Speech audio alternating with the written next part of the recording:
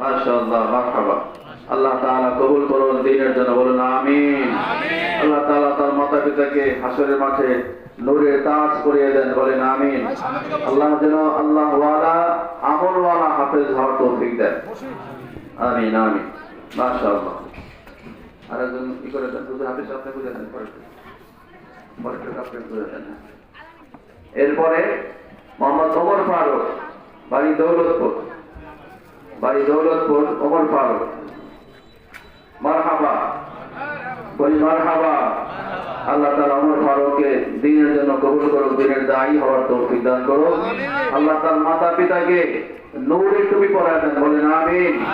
আল্লাহ যেন তার ওসিলায় তার বংশ থেকে 10 জন জাহান্নামীকে মুক্ত করে দেন, আমিন। আমলওয়ালা হাফেজ হওয়ার তৌফিক দান করুক। তৃতীয় নম্বরে মুসা আল আহনাফ, বাসা মানিকগঞ্জেই।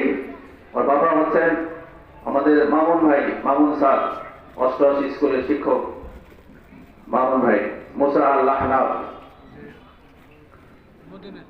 মাশাআল্লাহ, মারহাবা। আল্লাহ তাআলা তাকে কবুল করুক, আল্লাহ তাআলা দ্বীনের জন্য কবুল করুক। আল্লাহ তার মাতা পিতাকে মাফ করে দিন, মাশাআল্লাহ। 4 নম্বরে রিয়াদ মাহমুদ, বাড়ি হচ্ছে মত্ত মানিকগঞ্জ। রিয়াদ মাহমুদকে আল্লাহ পাক কবুল করেন, মারহাবা। আল্লাহ তাআলা তার মাতা পিতাকে মাফ করে দিন, তার আত্মীয় স্বজনদেরকে মাফ করে দিন, মুরব্বিয়ানে কিরামদেরকে কোরআনের বরকতে আল্লাহ পাক জাহান্নাম থেকে মুক্ত করে জান্নাতের বাসিন্দা বানায় দেন, আমিন। মাশাআল্লাহ।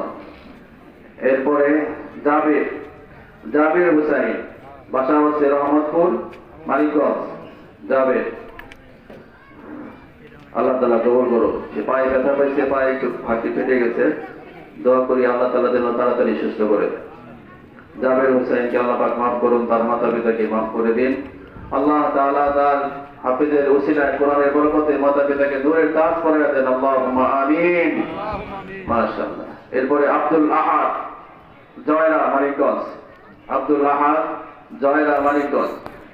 আল্লাহ তাআলা আব্দুল আহাদকে মাফ করে দিন, আব্দুল আহাদের মাতা পিতাকে আল্লাহ পাক নূরের তাজ পরিয়ে দেন, বলেন আমিন। মারহাবা, মারহাবা। তার মাতা পিতাকে এবং তার আত্মীয় স্বজন সবাইকে আল্লাহ পাক মাফ করে দিন, মাশাআল্লাহ। এরপরে মোহাম্মদ আব্দুর রহমান, দৌলতপুর। আব্দুর রহমান, সমেতপুর, দৌলতপুর। মারহাবা, সবাই বলি মারহাবা, মাশাআল্লাহ। দৃশ্যটা কেমন লাগতেছে আপনাদের কাছে? মাশাআল্লাহ, মাশাআল্লাহ।